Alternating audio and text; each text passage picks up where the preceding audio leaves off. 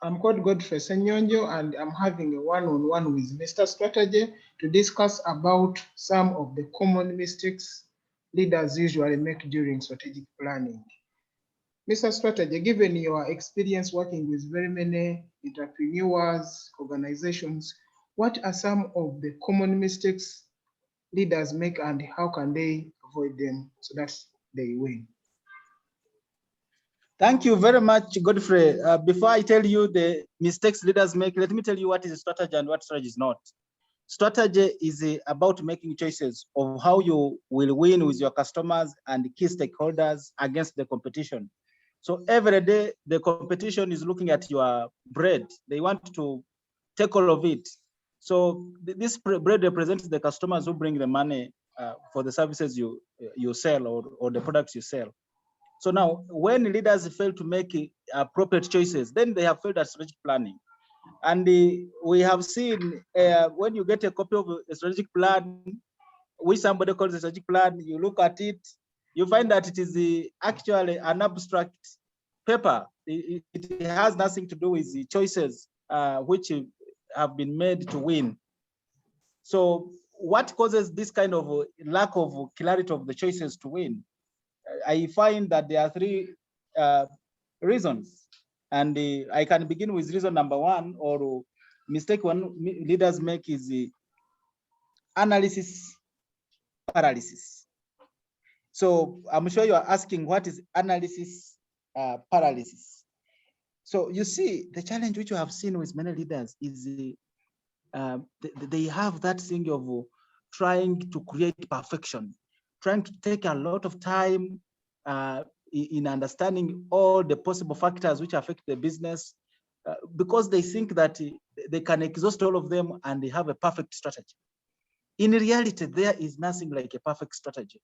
The essence of strategic planning is to increase your odds of success, to increase your chances of beating or being the better or leaving the competitor behind.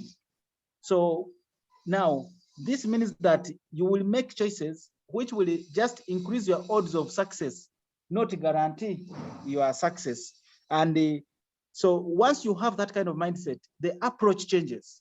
So instead of trying to exhaust where you see people are going into things like SWOT analysis, they are trying to list out so many things of what is our strengths, what is our weaknesses, what is our of course opportunities, and what is our threats, and they have a huge list. So you find that that process of trying to be exhaustive is what we call, they are trying to follow the nitty-gritty, and they end up being on the side of unnecessary operational detail, and that causes analysis paralysis, whereby even they end up generating, according to them, the bigger the document, the better the strategy. But actually the reverse is true. The shorter and more accurate and the laser focused the document, the better the strategy. Another mistake, I don't know that you have any follow-up question on that, or we are on the same page. We are on the same page. So the other mistake leaders make is what we call a generic analysis, or sort of a research paper. So when you look at, if you get a copy of any company's document which they have dashboard strategic plan, and anybody can get any document from the internet, from whichever source. You can look at another company's document. Many of these organizations, they will publish them online. So you can copy, download, and put a word there and say, this is our strategic plan for your company. So this kind of research paper type of documents, they have a lot of things like introduction, they have things like about us, they have a lot of content like SWOT analysis, based on the analysis, internal threats, strategic threats, then economic analysis. Then so you get so much bombarded with too much data, which has nothing to do with strategy. So in essence, what they have done is to collect as much as possible any information available. Of course, they will try to relate it to the business, but most of the time there is limited or very little linkage of the data collected to the business, and it doesn't link to the outcomes. And so this kind of strategic planning of a research paper makes organizations feel they have a document, but which nobody opens to it because it doesn't give outcomes to value creation. It is all about talking about the economy, how it grew, the competition, the analysis, but you're not asking, what does this mean to the business? What does it mean to the choices we have to make? What does it mean to the capabilities we have to invest in? What does it mean to the kind of people we have to bring on board? What does it mean to the channels we have to invest in? What does it mean? So these are some of the big mistakes which leaders may make, and you find that they have spent a huge fortune having people on a retreat, and they have written documents, but there is no quality work which has come out because they developed a document which is a research paper and called it a strategy, because the thinking and the focus was not about making choices, but was about exhausting as much as possible information which could affect us as a business. And of course, another reason, I will not say the third mistake which leaders make, I would say, is that an abstract vision. So you see, every organization currently, we have been taught that we have to dream, and we have to dream big. And so you have a vision, and then you have a mission, and then you have values, and then you have goals. So this is like a template for any business leader. Now, the biggest challenge happens now currently. You see, we are still the world is still suffering from the corona pandemic. Not even after effects. Still, corona pandemic is still causing havoc globally. So, meaning that the business dynamism has changed. We are seeing winds of change, which are very uncertain, and many things which are happening. But you realize that there are companies which are taking people to plan, and they are still anchoring the entire planning on a vision which was established in 1990s, for example. And this misses one of the biggest points. So this, according to many leaders, is that the vision, once it has been crafted, it shouldn't change. It should remain the same, and it should be unachievable. So this is some of the traditional leadership ideas which have been put in our minds, and it has unfortunately affected our businesses' growth and success. So it is a conversation we always begin with the leaders and say, if you have got a new board and you have got a new leadership, and you are looking at how would we win as a business?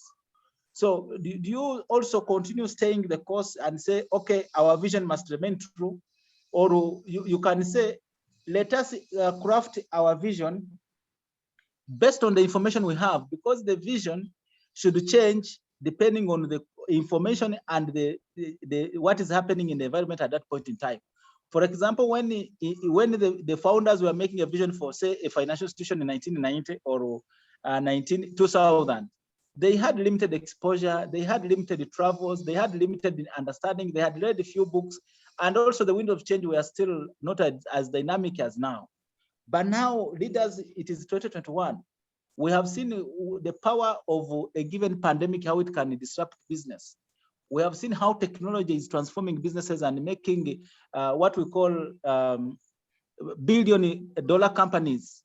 Overnight, traditionally, to make a billion company, it would have to take 10 years or more. Now you have a unicorn or a billion-dollar company, which is just 1 year, 2 years old, even the strategy. There are two things which define strategy. And the first one is the first thing which is which anchors strategic planning, or why we need strategic planning, is one.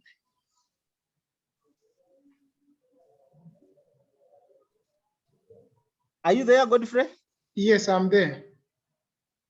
Yes, what anchors strategic planning? First, you say, why do you need a strategy? You need a strategy when two things are present. Either there is a strategic problem to fix, or there is an opportunity to tap into. Now, if there is no problem for any company which is new, then they don't, maybe you can say there is no strategic problem to address. They can start a business to tap into opportunity. So then you have to define these opportunities. And that should be why you should begin your planning is, how do I tap into these opportunities? The alternative is to say, we have many challenges. Let us zero down to our cause and effect challenge, the biggest pressing challenge, and then we sit down and see how do we solve that. And I think when you are not limited thereafter by the vision which you had set earlier so many years, then you can have the freedom of mind to think and be creative and win in these dynamic times. So thank you very much. Do you have any questions? Thank you very much, too. I don't have more questions. Okay, I'm called Mustafa Mugisa, and Mr. Strategy. We're here to spark your mind and also to transform businesses with the thought leadership. Thank you. Thank you.